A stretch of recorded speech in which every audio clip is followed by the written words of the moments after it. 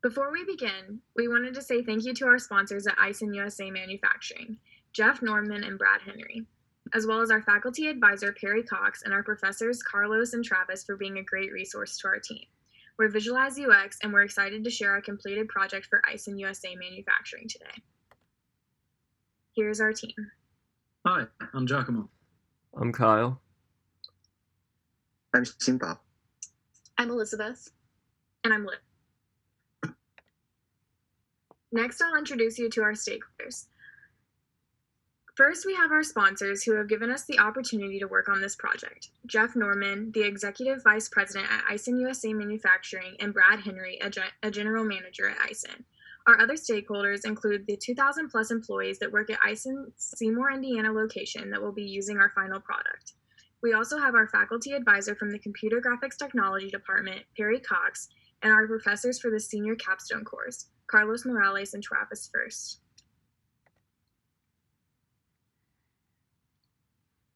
Aisin USA Manufacturing is the 6th to 7th largest automotive manufacturer in the world and is focused on creating automotive components and systems. They primarily supply Toyota, but work with most top automotive companies. 60 to 70% of all vehicles have an Aisin component on them. Aisin is a worldwide company with the United States manufacturing headquarters in Seymour, Indiana, and a parent company headquartered in Korea, Japan. For this project, we worked to create a product for Aisin's Seymour, Indiana manufacturing location, which has over 2,000 employees and 2 manufacturing plants totaling to just over 1 million square feet.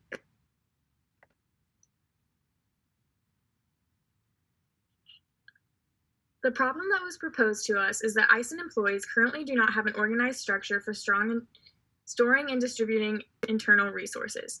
Their current site is outdated, hard to update, and difficult to navigate. It was necessary that Visualize UX developed an effective website for Aisin employees that allows them to better organize, find, and utilize their resources. By achieving this, Aisin employees will have a more organized and more effective way to manage their internal resources. Next, I will explain the project scope. We determined the scope of our project was to develop an intranet website to host internal documents and information that was easy to edit and navigate. Based on requests from Aisin management, it was decided that the site needed to be created in a way that someone outside of their IT department could update the site without extensive technical knowledge. Their current site was infrequently updated because it required the skills of the IT department, and these employees were needed to complete higher priority projects. We also wanted to ensure that we created a website that is specialized to the needs of Aisin employees when addressing issues of navigation and resource organization. To complete this task, we utilized tools such as Figma, Illustrator, and WordPress. Next is our project timeline. To better organize our process for the project and begin scheduling for the semester, we split our project into 6 sprints. Sprint 1 consisted of primary research by researching Aisin's user base and conducting a heuristic analysis on Aisin's current intranet site. Sprint 2, we would move on to secondary research, including a comparative competitive analysis. We also began sketching and analyzing all of the research we conducted as a whole rather than piece by piece. In Sprint 3, we would begin planning the organization of the website by creating an experience map, surveying Aisin employees, and ideating, including paper mock-ups. Sprint 4 would further organize the site by creating information hierarchy, analyzing the survey results to determine the most important features to employees, and creating our mid-fidelity mockup to receive our first set of feedback.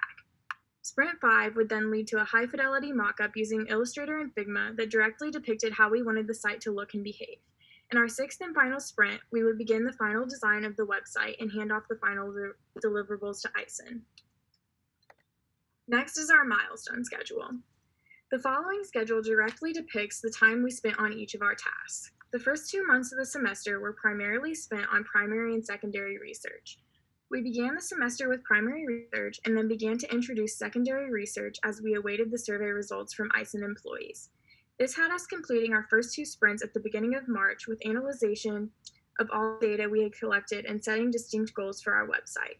For the majority of March, we determined how the site would be organized and prototyped, starting with simple sketches and moving up to a higher fidelity Figma prototype. When finishing the prototypes, the team researched the best methods for creating an easily editable and private site. It was determined that a locally hosted intranet site created through WordPress would be the option that could be best utilized by Aisin. We spent the rest of April completing the intranet site, presentation, and documentation for the project. Next is Patrick explaining our primary research.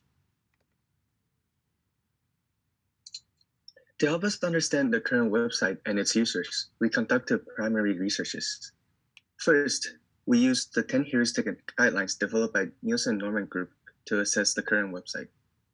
Here are the main takeaways of the heuristic analysis.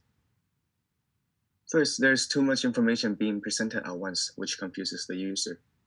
There are pages that are filled with links to other documents, and the navigation bar is fully expanded, making it harder to locate the page that the user is looking for. There is no visible way to go back to the page or back to the home page.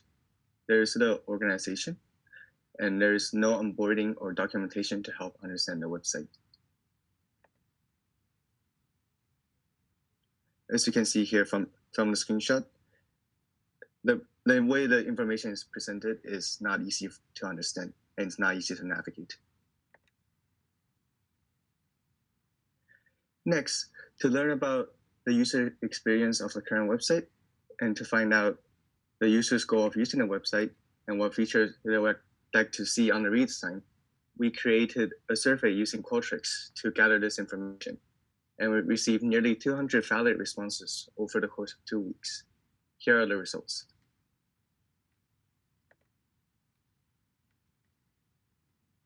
We asked them about which features do they regularly use and which features do they never use. The result is visualized in this bar chart. The blue bars represent responses indicating that they regularly use this feature, whereas the orange bars represent responses indicating that they never use the feature. As we can see, forms, contact information, and organizational charts are the 3 most popular features. On the other hand, buy and sell, jobs, and links are 3 of the least used features. Next, the features employees would like to see on the redesign is visualized by the word cloud.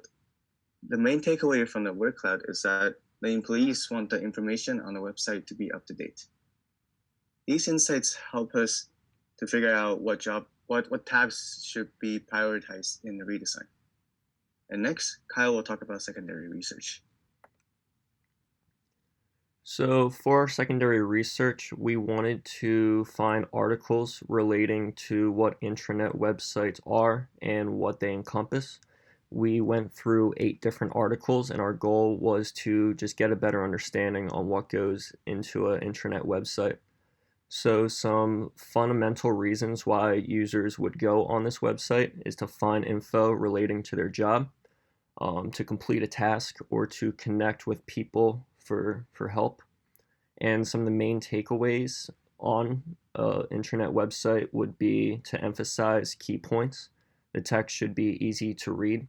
The content should have helpful links to the user. It should be easy to navigate all the way through.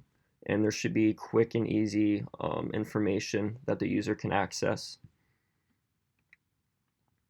So for our comparative analysis, we analyzed the following companies: Sheets, Bayer, and GBC or GBG. And the reason we did this was to get a better understanding on intranet websites and what they look like, and then what features to consider or what features to avoid for our redesign. And as you can see, here's some of the takeaways of the features that we wanted to encompass into our redesign. So it's simple navigation. This makes it easy for the user to find the information they need. Bayer had a appealing format, so again, very straightforward and easy to view. And then GBG had important links right on the homepage that the user uses and prioritizes the most. Next, we have a content audit, and the goal for this was to condense and manage the content so users can quickly and easily find the information they need. So on the very left, you see the original contents, and we had a working Word document where we compiled the contents and we rearranged them and managed them into more straightforward tabs, which you can see on the right. And the right is a information hierarchy of the navigation bar. So the dark blue are the tabs, and then once you click into there, it shows you where it leads off to. And now Elizabeth's going to talk about ideation. Our ideation process consisted of designing sketches to develop and document our ideas. By doing this, we were able to plan how we may redesign the site. The images on this slide are some of the sketches we drew for the front page of the redesigned site. By creating these sketches, we learned that we wanted to incorporate a calendar and quick link section for regularly accessed information on the front page of the site. Creating sketches for our form preview page was done in the same process as the front page. Through designing the sketches for the form preview, we learned that we wanted to create descriptive buttons that users can click on to download their specified form. Our calendar and newsletter sketches had the same process as the front and form preview pages. By creating and reflecting on these sketches, we decided that we wanted the calendar and newsletter elements included in the front page rather than having separate pages for this information. We created a prototype of these pages by using a mockup tool called Figma. The goal of this step was to ideate more and have a higher quality mockup of the site. We created a mockup for the homepage. We included a news column in addition to a calendar. We also included a quick links section for regularly accessed information. We also created a mockup for a news page. We separated the different news articles into months and years. Since we decided to include a news element in the front page, we found that this mockup would be a good base format for the forms page, which will be implemented in the site. Lastly, we created a mockup of a welcome page for new employees. This page consists of the employee's photo, name, and date they joined. Next is Giacomo, who will go over our final product. From this prototype was born a website. Hosted locally, only computers with access to Aisin's protected network will be able to navigate this intranet site. This makes it free and secure. We've also added some free plugins to edit some of the features, such as implementing user accounts, sick forms for employees, and many more. Now, here's a couple of screenshots of our final result. The landing page features the news and calendar with quick links accessible at the bottom. We've also improved the contact list, which is now easier to navigate and more readable. The site can also be used to store forms, making it easier for Aisin employees to find and download from a click of a button. Finally, we've implemented sick forms in order to facilitate communication among the company. The next steps will include transferring the website and its credentials to Aisin in order to fully operate it. We will obviously provide them with tutorials on how to update and host the site. This year-long project has brought each member of this team a lot of experience to sharpen our skills and get ready for the real world. And for this, we thank you for your time and offering us this experience. It has been a pleasure.